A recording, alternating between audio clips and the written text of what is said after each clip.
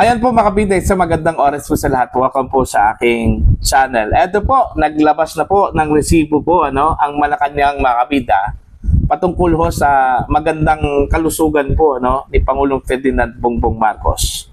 Mismo yung Presidential Communications Office po naglabas po ng video kung saan po kausap po ni Undersecretary Claire Castro po mga kabida ito kung si Pangulong Ferdinand Bongbong Marcos. Patunay na hindi ho seryoso yung kanyang sakit, Okay? Tama yung sinabi po ng Pangulo mga kabida na wala akong problema.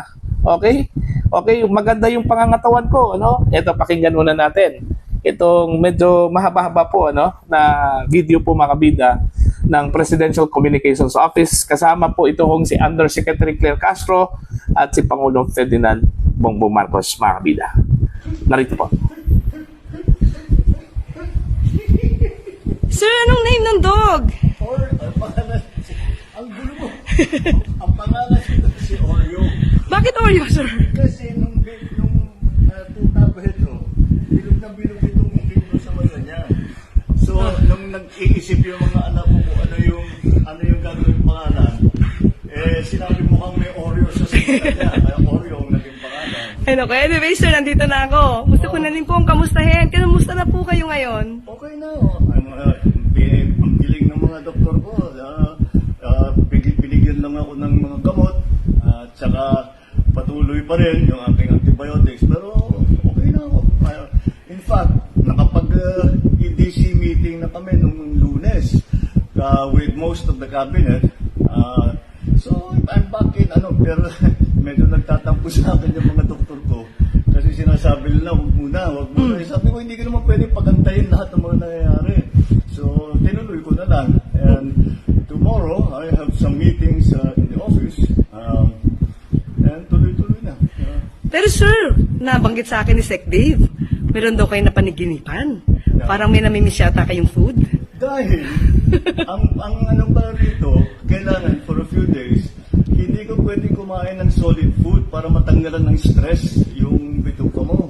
So, puro sabaw lang ako. Kaya nanaginip ako yung isang gabi. Sabi ko sa doktor, pwede na ba ako kumain ng kung ano-ano? Kasi nanaginip ako, nakakain ako ng steak. Yun naman iniisip ko. Pero hindi pa pwede. Hindi mali. Ngayon pwede na. Pwede na. Pwede na. Ayan. Good news na yan. Kumain ako ng hamburger. But anyway, sir, namimiss na kayo na ibang mga taga-media. Sabi nila, ba't hindi nakarating si Pangulo sa awards rights ng mga outstanding government workers? Oo nga. Hindi ako nakarating dahil meron pa akong gagawin. Pinapunta ako sa nagkonsulta na nandito yung mga doktor. Nagkonsulta sila para tignan na talagang maayos. Kasi nga nagre-reklamo sila na dapat magpahinga ako. Sabi ko, hindi ako pwedeng magpahinga. Hindi ako kasama dyan sa mga pahinga. And huwag po sana. Maraming salamat sa lahat ng tao that have been concerned about my health. At maraming nagpadala ng mga mensahe na gumaling ka na kagad. Sabi ko, nagpapasalamat ako sa kanila. Thank you for your concern. But I said, I got the best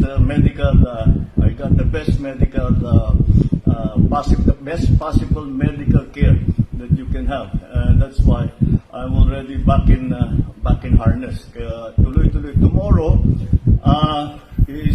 gusto ko lang batiin yung PNP natin. Dahil bukas PNP anniversary of the creation of the PNP. And I wanted to greet them all. In fact, I made a video of that earlier today. Sir, mapapagalitan nga po kayo ng doktor nyo kasi ang balita, yung EDC meeting, umabot yata ng halos 2 oras. Mga ganon. About 2 hours. A little more than 2 hours. After the EDC meeting, sir, ano yung maaari nating ibigay na magandang balita sa ating mga kababayan? Well, but ito yung usually ang EDC, this is the Economic Development Council, which is under the DepDev, Department of Development, DepDev.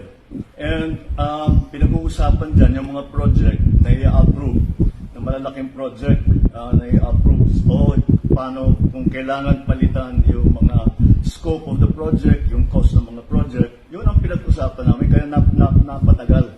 Pero usually ganyan talaga yan, 2 oras, kasi hindi pwedeng madaliin yan eh.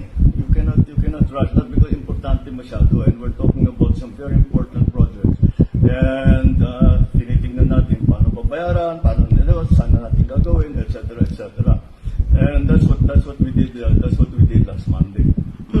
So, after that, sir, Today, kaninang umaga, na-swearing ko na si General Natates at saka na-promote na sa 4-star General. opo, congratulations, General Natates.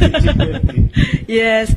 Sir, after ng 2 hours, wala ba kayong naramdaman na masakit sa inyo? Ay, wala naman. Dahil wala na naman akong nararamdaman eh. Kaya naman pumayag na ako nang gumawa ng meeting. Dahil wala eh, kaya ko na naman eh. In fact, nung sinasabi magpahinga ka, medyo na-bored ako nung weekend. Sinasabi ko, no, I have to do something. Sabi ko, so binasa ko na lang lahat ng brief ko. Ayun, kung titingnan po natin yung video, okay, kung saan po kausap po mga kabida ni Jose Claire, ito kong si Pangulong Ferdinand Bongbong Marcos, wala hong indikasyon po mga kabida, no, na mahina ang Pangulo, meron pong iniindang sakit, po, mga kabida. Okay? So, sa madaling salita, the video itself, malusog po ang Pangulo, mga kabida. Nakita po natin nung umpisa po, na nakipaglaro po siya doon sa kanyang aso, mga kabida. Okay? So, walang indikasyon na meron pong malubhang kalagayan po, as the video speaks itself, mga kabida, So, in a way, tama po si Jose Claire Castro, mga kabida, na mas paniniwalaan po natin si Pangulong Marcos dahil siya yung nakakaramdam po kung meron ba siyang sakit o wala, mga kabida. Kasi katawan po niya yun eh. Okay? Pero sometimes, may mga deceiving kasi, na mga kilos ang isang tao, mga kabida, minsan, itinago natin yung nararamdaman natin, mga kabida, para lang po to project na okay po tayo, po, mga kabida, Okay? Pero in reality po, hindi. Kaya nga, mas mabuti po kahit na po nagpakita po ang Pangulo, mga kabida, na okay yung kanyang pangangatawan, parang malusog po ang Pangulo, pero better, meron pong support doon. Ano po yung support? Of course, yung medical certificate, mga kabida, o di kaya statement mula sa kanyang doktor na wala na pong problema, ito hong kalusugan po ni Pangulong Ferdinand Bongbong Marcos, po, mga kabida. Is recovering right now, So, mas mainam kung mayroong ganun. Kaysa magre-rely na po tayo doon sa video, mga kabida. Kasi gaya ng sinabi ko po, mga kabida, pwede hong dayain ng isang pasyente o ng isang tao yung kanyang karamdaman po, para lang po i-project, mga kabida, na okay po siya. Pero in reality, hindi po okay, So, to support that, na okay po ang Pangulo, maglabas po ang Malacanang ng medical certificate. At pangalawa po, mga kabida, kung maaari, ang doktor mismo niya, ang magsalita na okay na po ang Pangulo, wala na po problema sa kanyang kalusugan, mga kabida, at nagre-recover na po ang Pangulo, to support that video, mga kabida. Alright?